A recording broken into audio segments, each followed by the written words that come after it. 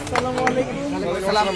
আগামী 28 তারিখ আমাদের মাননীয় প্রধানমন্ত্রী জননেত্রী দেশরত্ন শেখ হাসিনার মনোনীত প্রার্থী আতিকুল ইসলাম ভাইকে ঢাকা উত্তর সিটি কর্পোরেশনের উপনির্বাচনে নৌকায় মনোনীত করা হয়েছে। আজকে থেকে ঢাকা মহানগর উত্তর ছাত্রলীগের সভাপতি সাধারণ সম্পাদকের কথা মতো আমরা আজকে থেকে প্রচারণা শুরু করেছি। এটি চলবে প্রচারণা 2 দিন, ভোট গ্রহণ করার 2 দিন আগে পর্যন্ত। আমরা হাতিঝিল থানা ছাত্রলীগ আর জনাব আতিকুল ইসলাম সাহেবকে বিজয়ী না করে আমরা হাতিঝিল থানা ছাত্রলীগ পরিবার ঘরে ফিরব।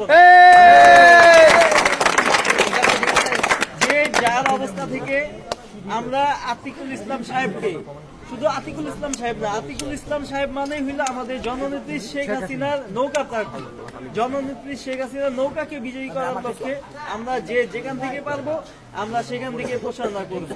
আমরা এমন কোনো কাজ করব না যে আমাদের নৌকায় যেন ক্ষতি হয়।